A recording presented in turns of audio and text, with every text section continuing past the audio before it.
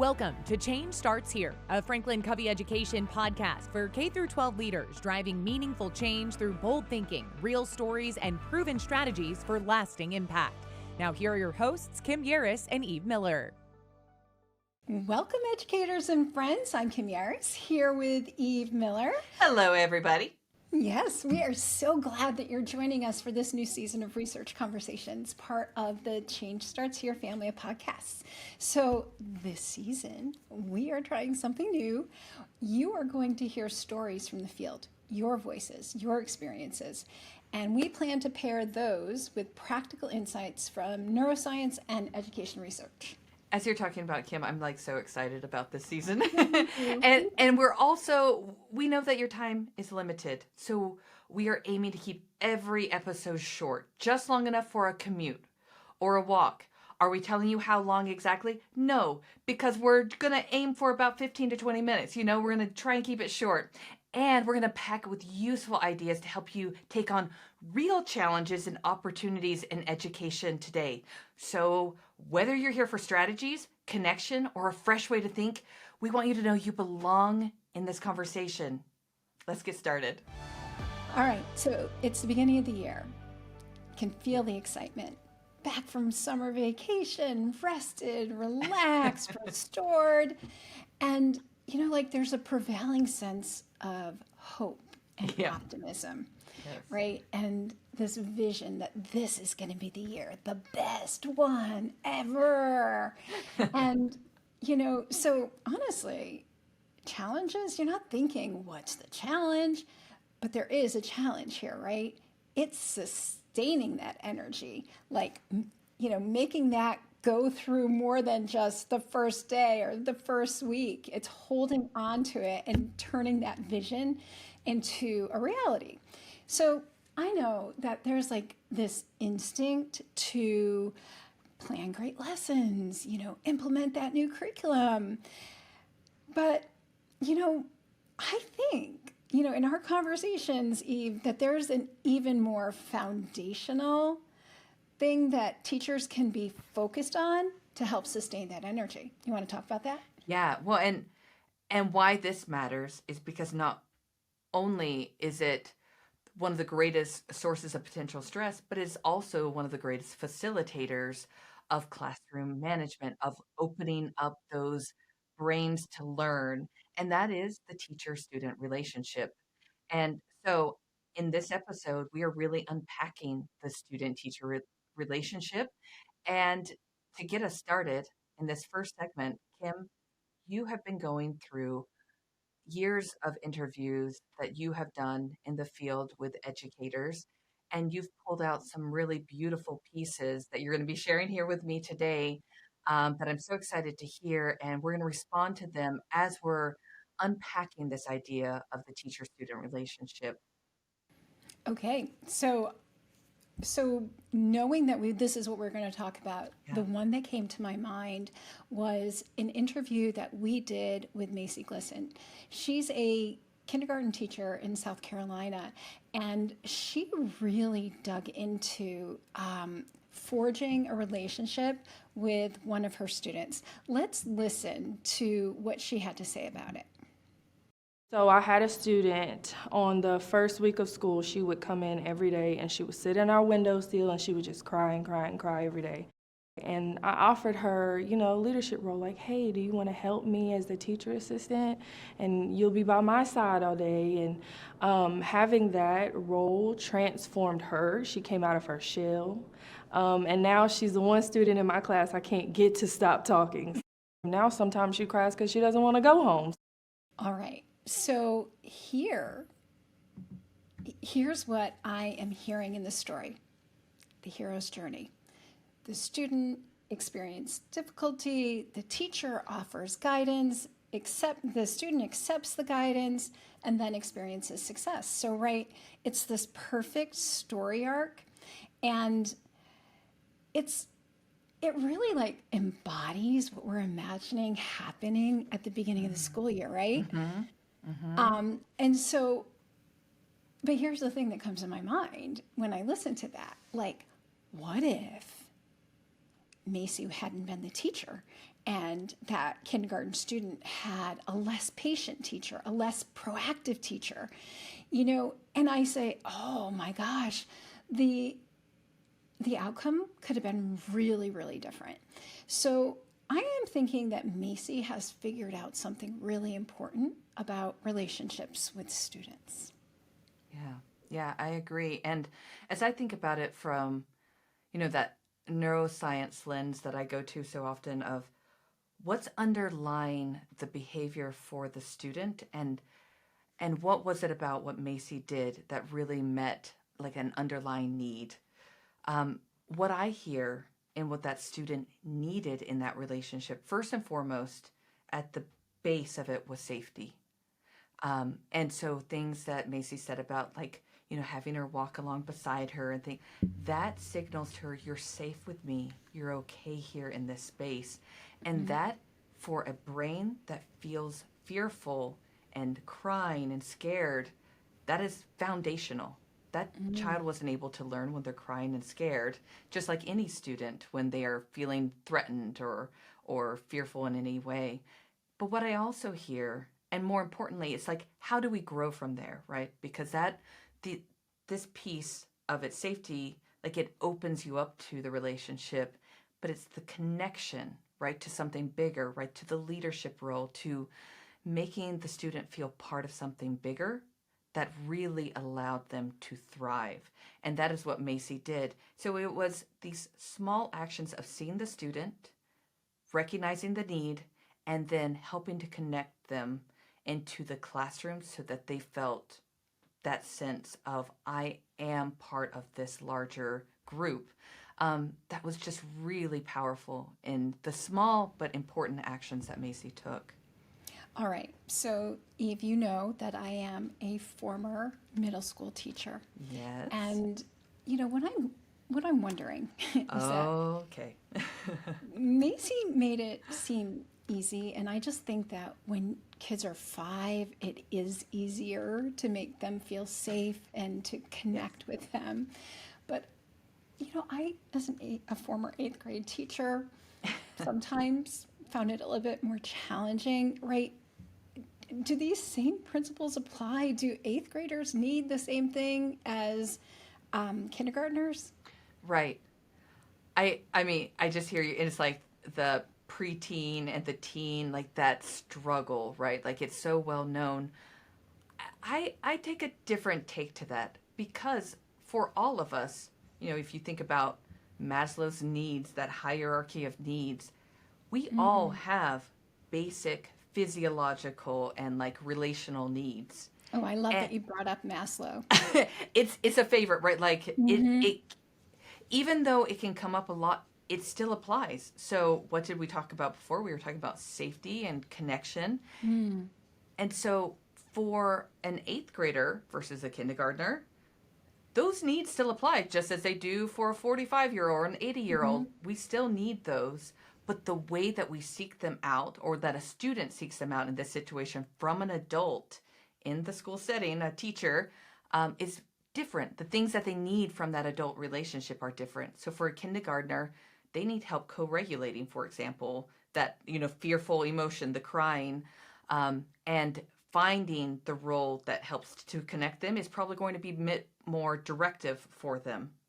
Versus an 8th grader, they're caring a lot about what the peers think, but they also really care about that stable adult, respecting them, making them feel like they belong. They really need to know that they belong in that space and that they are a valued member of it. So bringing more voice into it is actually a form of safety because it allows them to show up as themselves, and that gives them a sense of connection and a sense of safety. All right. I think that makes sense. Like that's landing with me as that former 8th grade teacher, right? And it's also bringing up like how the complexity of human relationships for me. And as my brain goes to that, it goes to this interview that we had with Margaret, who was is an instructional coach at Sangre Intermediate School in South Carolina. And, when we spoke with her about the importance of relationships with students, she brought up a really interesting point. So I'm going to play that clip and let's listen to her perspective and see what that was. We don't know what happens before they get to school. We don't know if there was something going on in the car. We don't know if they're with their parent. They're going to challenge you on behaviors. They're going to do those things to see if you still love them, even when they haven't had a great day. That's a short clip, but that's a powerful clip. And I remember you conducting that interview. What an incredible lady. And what really struck me, returning to this idea of safety and connection, was that idea of we don't know what a student experiences. Sometimes we do. But especially here at the beginning of the year, we don't know what they bring into the classroom, and that can be a challenge. And if we see it as a challenge and see it as complexity, we will view them as a challenge, and we will view them through a lens of complexity. Oh my gosh, ding, ding, ding, ding, ding. For me, like, oh, whoa, whoa, whoa, whoa. So how we're seeing them is really going to impact the relationship that we forge with them. Yeah, I mean, absolutely. We believe that the way we see the world is the way that it influences the behaviors that we choose, right? So what I hear in that is if we just, okay, I know that this is oversimplifying perhaps complex relationships, but if we just return to that hierarchy of needs and remember that every student, it gets me choked up a little, every student just wants to feel safe. They just want to know that they're okay with you. Like you are not a threat to them. So the way that you look at those micro moments where you touch base with them, that they can connect, that there is someone expecting them at school. There's a responsibility that they have to their peers, to their class. Like they just want to feel connected to something bigger than themselves. Those things, right? Every student, whether you know their story or not, it's foundational. And yes, it's going to be harder to get through. You're going to have to remind some of those students because we don't know what happened in the car ride or the bus ride or the walk-in or the night before, the weekend before. But we can remember that every student, every human needs those needs fulfilled. Yeah, like Margaret said, to see if students are looking to see if we are still loving them. And, I had this mentor that told me, just love them into being. And I'm like, yeah, we just have to love them into being. And it's funny to think about love as it feels like, does that have a place in education? But I think it may. I think that Margaret really touches upon that. I think it's a paradigm that really can work for some of us because it just, for me, it helps to remember that students aren't just students, right? They're people. They have lives outside of school. They've got stuff going on and they bring it to school. And like what you were saying, how we see them. If we see them through that lens of love, then, anything is possible. Whereas if we're seeing them through that lens of their shortcomings or the behaviors that might come because of those things that are happening outside of school, it can be a barrier to their success because they feel it, right? Yeah. Yeah. And I will just add there, that lens for you, listeners, might be love, or that lens might be, I'm going to give them a safe place. Like as an educator, I know to open those brains for learning, I'm going to make sure that they all feel safe with me. Like I am a safe person. I am a steady person for them. And you might not approach it with love, but I think the outcome for the student can often feel the same. It is felt. Love is safety for them in many ways. So I will add that, like, if you're not resonating with that word love, you're like, come on, I teach 11th graders and they're learning about, I don't know, or maybe it is the 7th graders or whatever, the 8th graders. I don't know about love. You can know about preparing a brain to learn, and that safety and connection will make your life so much easier, and those relationships, those behavioral issues, so much easier. Right. And so, listeners, if you want to know more about this research, we've put together a handout that you can find in the show notes. And if you want to dig deeper into it with your colleagues, we also have a staff booster that you can download and share. That's right. And well, I do want to say, we are making those because we are trying to keep this short, and we are introducing topics and reframing thinking about complex issues. And we know that it's just touching the surface. So those resources are available for each of the episodes. And we'd love feedback on what you think of them and how you would like to utilize them and how you are utilizing them. That fills our soul. All right. We are going to move into the second section, and I think that handout is very apt for the second section because it is the application. And in this application, this second section, Kim and I, we both come to you with things that we've heard from the interviews, from the field, from all of you, the listeners, from the science about best practice. And we are each sharing two that we have heard that really resonated with us. And Kim, I think it is your time to start first. What are the two that stood out to you? You want to strengthen relationships? I think that Macy gave us a really great strategy that we can use, and that is give a student a job, right? There's no greater way for a student to feel safe and connected to a school than if they've got to show up to do something because you're relying on them. Oh, yeah. So I think that's number one. So the second thing that I would recommend comes from my own practice. When I was an 8th grade teacher, I used to keep this box of inspirational cards on my desk. And I would, in our downtimes or, in homeroom or when we would just be waiting for dismissal or whatever, I would just go up to students and say, pick one. And they would pick one, and I would say, okay, which quote chose you? And then we would talk about, why do you think it chose you? So it was just something really silly, and students really looked forward to it. It was like, can we do a quote? Can we do a quote? And I think it was just because we got to have this moment of personal connection. Mine kind of overlaps with yours because I was going to talk about traditions and routines. So I'm going to choose something slightly different. And that is, it's going to sound very formal, but I think the practice is good. So I'm going to give a thing to do and a thing not to do. Got it. The thing to do is keep an inventory, because I think that as we're building relationships, and a lot of us have heard these 2-minute connection points where you're just asking the student a question or having them pull the card.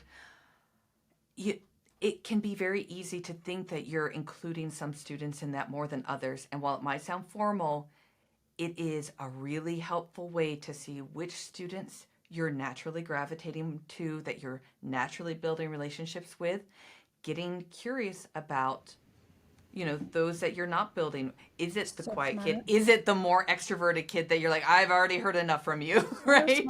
So smart. So then bringing the curiosity into the thing not to do.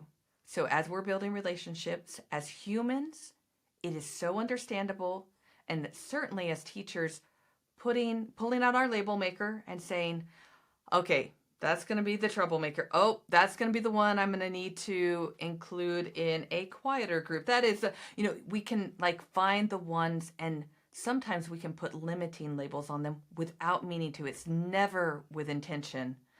And it's just an invitation to be curious about if you are already putting labels on students. So as you're listening to this, just look through your classes or your class and say, who are the students that I'm already putting I don't know, they're trouble, and really getting curious about how you could see them for their potential, push yourself to build a relationship with them and push past the barriers of that label maker, because we know from the research that when they get a label put on them, that can stick with them for years.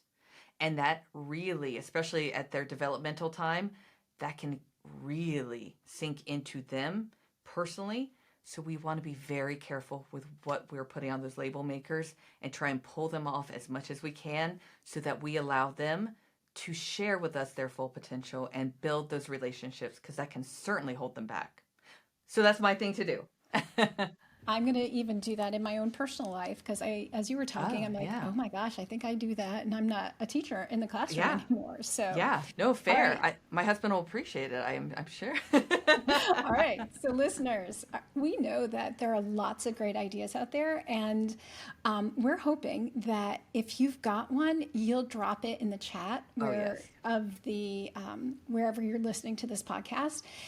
We're also hoping that you'll share whatever challenges you're facing, because our goal this season is to give you what you need to rethink the challenges you face. And your stories and questions are going to help us shape how we think about and plan for future episodes.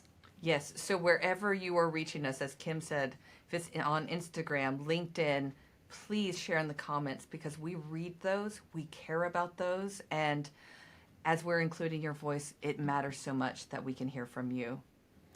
All right, so we're going to go ahead and close it out here. Thank you so much for joining. And if this has been helpful, if you want to hear more of this content, we invite you to like and subscribe, because that will help us to know what you're really enjoying, and that helps us get the word out to more people. Thank you so much for joining us today. All right. Take care, everybody. Franklin Covey Education is a trusted partner in developing leaders from the classroom to the boardroom in over 8,000 schools in over 70 countries.